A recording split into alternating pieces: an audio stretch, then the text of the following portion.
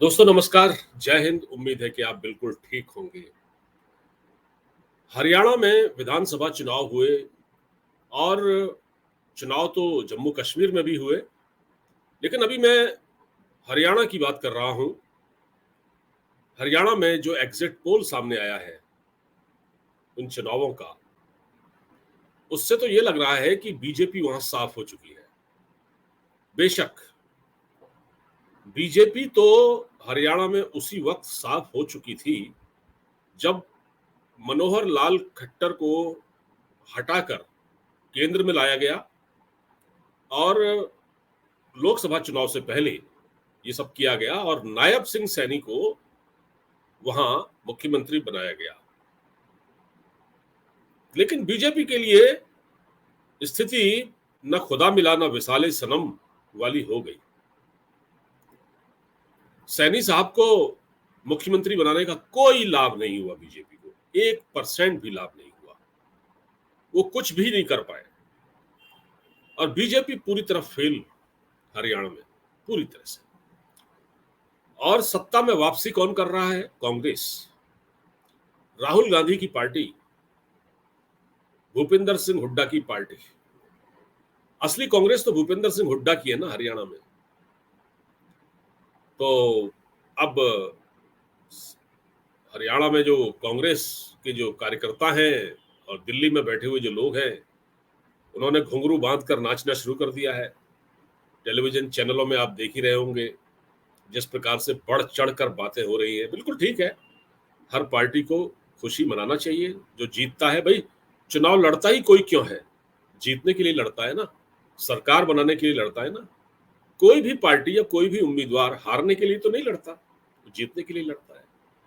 तो जिसने ज्यादा कोशिश की या जिसने ज्यादा अच्छा वहां अपना काम ठीक कर लिया, वोटरों को पटा लिया, वोटरों में सेंध लगा ली, वो जीत जाता है। अब 10 साल से भारतीय जनता पार्टी हरियाणा में थी। कुछ लोग कहते हैं कि एंटी इनकम्बेंसी भी एक फैक्टर था, मैं उस पर भी आऊंगा।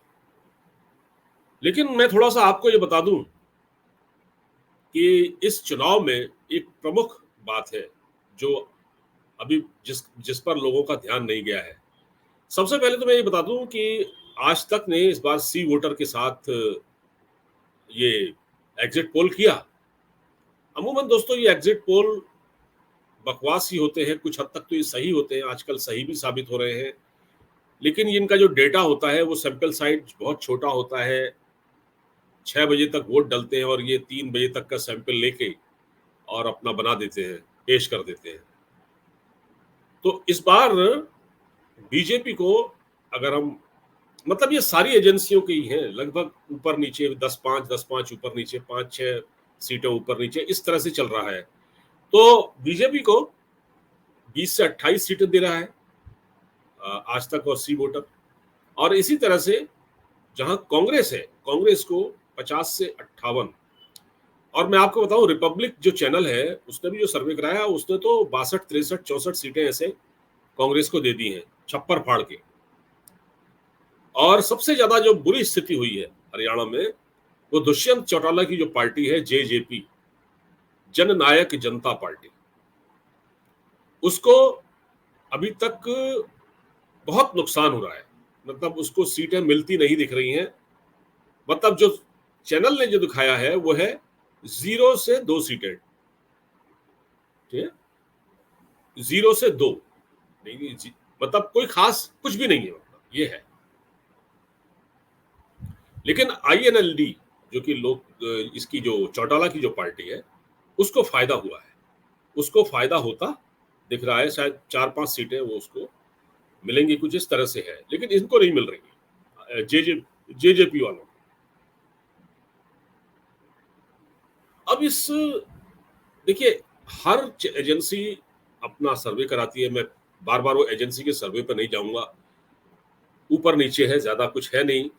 सारे सर्वे कांग्रेस को जीतता हुआ दिखा रहे हैं, तो भाई निश्चित है इसमें कुछ ना कुछ तो दम है। दो चीजें हैं इसमें। आपने कांग्रेस की बात सुनी, कांग्रेस का जाना, बीजेपी का जाना, जेजेपी का जाना, आईएनएलडी का जाना, लेकिन आपने आम आदमी पार्टी का नहीं जाना होगा। आम आदमी पार्टी की मिट्टी पलीद है इस बार हरियाणा में। हरियाणा में आम आदमी पार्टी ने कांग्रेस से गठबंधन की जो कोशिश थी वो सफल नहीं हुई। हालांकि जो ऑफर था वो राहुल गांधी की ओर से दिया गया था। राहुल गांधी की पार्टी के लोग तो तैयार नहीं थे, हुड्डा साहब बहुत नाराज थे इस चीज से। वो अच्छा हुआ गठबंधन नहीं हुआ आम आदमी पार्टी से इनका, वरना इनको नुकसान भी हो सकता था। तो कांग्रेस ने ये अच्छी मतलब समझदारी का काम किया कि आम आदमी पार्टी से कोई अलायंस नहीं किया। तो आम आदमी पार्टी सोच रही थी भाई, दो राज्यों में सरकारें हैं, पंजाब में और दिल्ली में, सोचा इस बार हरियाणा में जाकर देखें। और बहुत कहा गया कि केजरीवाल तो हरियाणा के हैं, खुद ही हरियाणा का है, पार्टी का जो चीफ मिनिस्टर रहा हुआ कैंडिडेट मतलब चीफ मिनिस्टर रहा हुआ एक नेता वो हरियाणा का है। तो कहा गया, लेकिन वो सब चला नहीं आम आदमी पार्टी का। और इससे क्या होगा, आने वाले चुनाव में जो दिल्ली में, उसके लिए केजरीवाल के सामने चुनौती बढ़ गई है, जो कि विधानसभा चुनाव है अगले साल। उसको उसमें केजरीवाल के लिए मतलब बहुत चुनौतियां हैं। और ये केजरीवाल अच्छी तरह जानते हैं कि उनकी जो लोकप्रियता का ग्राफ है वो बहुत नीचे गया है। और लोग उनको उस तरह से नहीं ले रहे दिल्ली वाले इस बार, जैसे पिछली बार हाथों हाथ ले रहे थे ना, वो ऐसा अब नहीं है। तो केजरीवाल के लिए दिल्ली में चुनौतियां बढ़ गई हैं। अब ये देखना होगा कि दिल्ली में केजरीवाल यानी अरविंद केजरीवाल कांग्रेस से अलायंस करते हैं या नहीं, कांग्रेस उनसे अलायंस करती है या नहीं। लेकिन पिछला रिकॉर्ड अच्छा नहीं है, क्योंकि लोकसभा चुनाव में आपने देखा होगा कि कांग्रेस ने आम आदमी पार्टी से अलायंस किया था, तो न तो कांग्रेस को कुछ मिला ना आम आदमी पार्टी को कुछ मिला। सारी सीटें निकल गई, सब में बीजेपी ने वहां पर कब्जा कर लिया। विधानसभा चुनाव में देखने की बात होगी कि केजरीवाल और कांग्रेस साथ आते हैं या नहीं आते हैं। और तीसरी सबसे बड़ी चुनौती मैं आपको बता रहा हूं, वो बीजेपी के सामने आने वाली है। ये तो आम आदमी पार्टी के सामने आने वाली थी चुनौती, जो मैंने आपकी जिसकी चर्चा कर ली, केजरीवाल का डिब्बा गोल हो गया हरियाणा में। जो बीजेपी और मैं मोदी और शाह के सामने जो चुनौती आने वाली है, अमित शाह और नरेंद्र मोदी के लिए, वो ये है कि हरियाणा में कांग्रेस की सरकार का बनने का मतलब ये है कि फिर से जो किसान आंदोलन है उसको उसमें नई जान पड़ सकती है। और अभी तक तो वहां खट्टर की सरकार थी, तो उनको किसानों को ये लोग बॉर्डर पर रोक लेते थे। लेकिन अभी वो किसान आंदोलन थमा नहीं है, तो इसको नए सिरे से हवा मिल सकती है। और मैं आपको बताता हूं कि जो सरकार तो किसानों के साथ होगी ही, हरियाणा की जो सरकार होगी, जो भी मुख्यमंत्री बनेगा, अभी मुख्यमंत्री तो बनेगा, पहले तो नतीजा आएगा, नतीजा आने के बाद जो भी कांग्रेस अगर सरकार बनाती है, तो जो कि बनाने जा रही है, तो मुख्यमंत्री कौन होगा, भूपेंद्र सिंह हुड्डा होंगे या उनके बेटे दीपेंद्र सिंह होंगे या कुमारी शैलजा होंगी, एक कैंडिडेट वो भी है, दलित चेहरा है वो भी। विनेश फोगाट भी लड़ रही हैं कांग्रेस से, तो विनेश फोगाट को तो खैर मुख्यमंत्री क्या बनाएंगे, लेकिन दीपेंद्र सिंह हुड्डा के चांसेस लग रहे हैं, क्योंकि हुड्डा वहां पर डोमिनेट करते हैं कांग्रेस को। तो साहब ये जो है ना, हरियाणा में क्या हुआ है कि जो कांग्रेस जीती है ना, उसके पीछे कोई खट्टर की मतलब खट्टर साहब की अलोकप्रियता तो बहुत मामूली रही होगी। सबसे ज्यादा जो डोमिनेट किया है, जिस जिस मुद्दे ने सबसे ज्यादा वहां पर असर डाला है, बीजेपी को नुकसान पहुंचाया, वो किसान आंदोलन है। किसान आंदोलन को जिस तरह से वहां हवा मिली और जिस तरह से किसान इकट्ठा हुए, कांग्रेस ने और राहुल गांधी ने जिस प्रकार किसानों को सपोर्ट किया। और दूसरा, पहलवानों का मुद्दा भी एक बहुत अहम था, क्योंकि अगर पहलवानों का मुद्दा अहम नहीं होता तो विनेश फोगाट वहां चुनाव नहीं जीत पाते। विनेश फोगाट वहां पर चुनाव तो खैर अभी तो रिजल्ट आने वाला है, विनेश फोगाट जीती नहीं है अभी। विनेश फोगाट को वहां पर उतारा नहीं जाता, और यही समझ के उतारा गया उनको क्योंकि वो चुनाव जीत सकती है। तो पहलवानों का आंदोलन भी खासा असरदार रहा, ऐसा माना जा सकता है। लेकिन ये तभी होगा जब अभी रिजल्ट आने दीजिए। अभी तो खैर एग्जिट पोल पर हम बात कर रहे हैं, ये ध्यान रहे कि अभी ये एग्जिट पोल है और इसी पर हम बात कर रहे हैं। हम इसको अभी एकदम आउटराइटली ये नहीं कह सकते कि यहाँ पर कांग्रेस जीत गई है। ये बात सही है कि जो एग्जिट पोल के जो नतीजे हैं वो तो ये दिखा रहे हैं, ठीक है।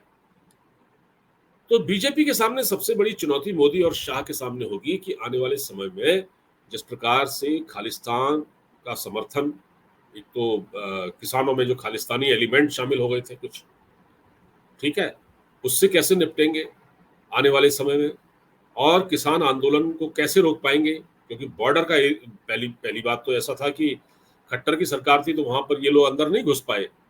और उसके बाद नायब सिंह सैनी को जो बनाया जाना था दोस्तों, ये मैं आपको कह रहा हूँ, नायब सिंह सैनी को बनाने का कोई फायदा नहीं हुआ। वो कुछ भी वोट नहीं दिलवा पाया, और उसके पीछे जो बीजेपी की जो स्ट्रेटेजी है वो पूरी तरह से फेल हो गई।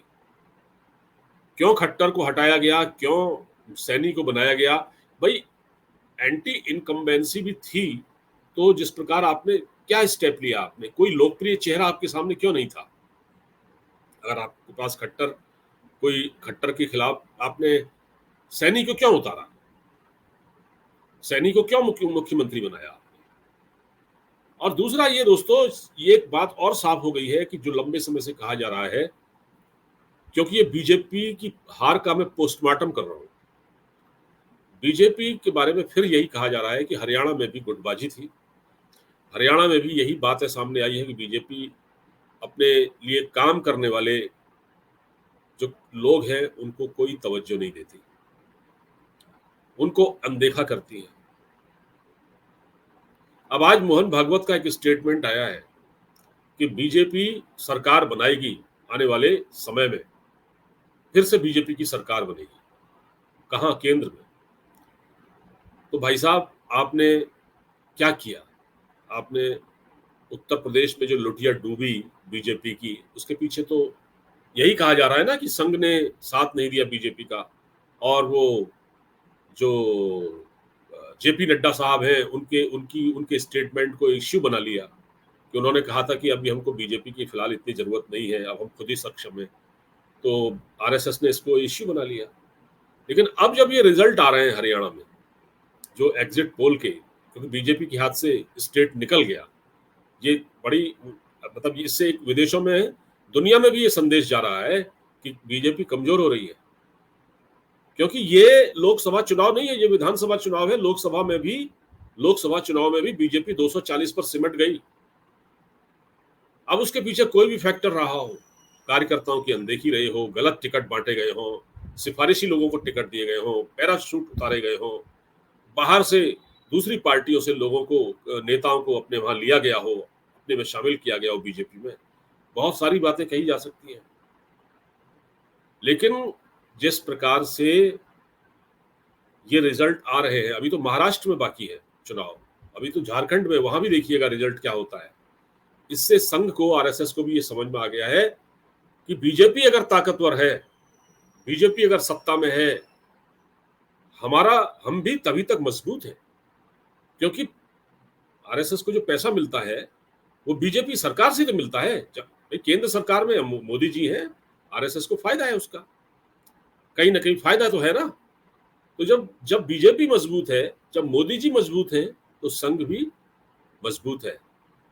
हालांकि संघ एक संगठन है, पीछे से बैकिंग करता है, लेकिन जो संघ ने किया यूपी में और लोकसभा चुनाव में, जिस प्रकार बीजेपी के समर्थन में इनके प्रचारक नहीं निकले, उन्होंने बूथ पर काम नहीं किया, लोगों को घर से नहीं निकाला, आज मोहन भागवत को इस बात का एहसास तो हो रहा होगा कि ये गलती हमसे भी हो गई।